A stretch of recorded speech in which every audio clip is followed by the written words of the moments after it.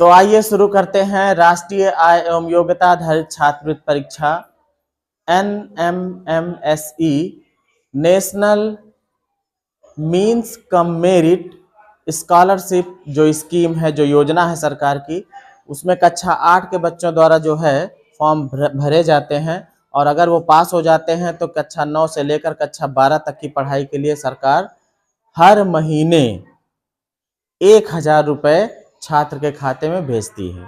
तो उसके लिए हमें तैयारी करना है और सबसे ज़्यादा स्कोर इसमें मिलता है मैट यानी कि मेंटल एबिलिटी टेस्ट वाले में, जिसमें रीजनिंग के सवाल होते हैं।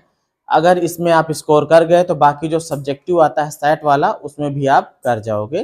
ठीक है, तो चलते हैं। आज जो है सादृश्यता परीक्षण वाला कल चल रहा था, तो उसमें से कुछ बचे हुए क्वेश्चन हैं जो कि बच्चों द्वारा पूछे गए हैं, उनको देखते हैं।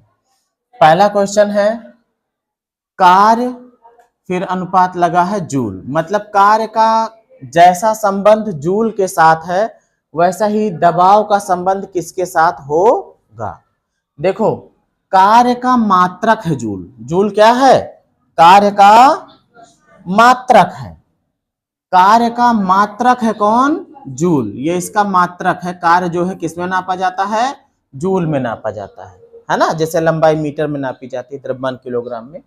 तो दाब जो है, जो दबाव है, वो किस में मापा जाता है? दाब बराबर बल बटा क्षेत्रफल होता है।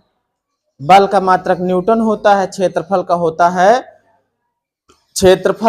है मीटर स्क्वायर।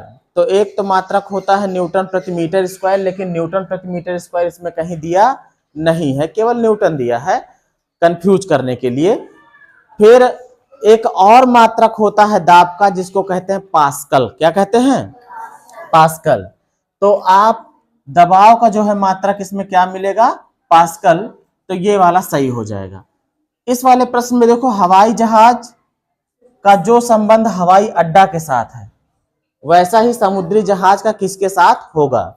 देखो, जिस तरीके से हवाई जहाज कहीं ना उतर करके सिर्फ उसका एक निश्चित स्थान है कि वो हवाई अड्डे पे अपने रनवे पे ही उतर सकता है, उसी तरीके से जो समुद्री जहाज होते हैं वो जो बंदरगाह बने होते हैं वहां पर ही आकर वो रुकते हैं। बात समझ गए?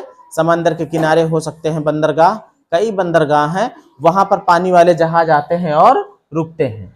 तो इसमें विकल्प कौन सा हो जाएगा? बंदरगाह वाला। इस प्रश्न को देखो, लिखा है ENPR और फिर यहाँ पे है HRUX। अब अगर इसको देखो तो इन दोनों में क्या संबंध है, पहले वो ढूंढो। E का कितना होता है कोड?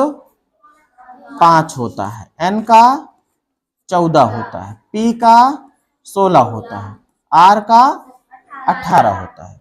इसी तरीके से इसका 8 होता है, इसका 18 होता है, U का 21 होता है और X का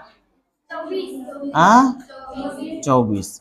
अब देखो क्या रिलेशन मिल रहा है इस सब में। ये 5 था तो ये 8 हुआ है, ये 14 था तो 18 हुआ, ये 16 था तो 21 हुआ है, ये 18 था तो 24। कितने का अंतर है समझो पहले।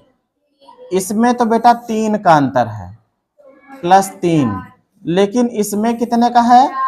4 का अंतर, +4 है। और इसमें 5 का है, 16 5 21, ठीक है। और इसमें कितने का है? 6 का अंतर है ना, 6 का अंतर। तो वही काम यहां करना है।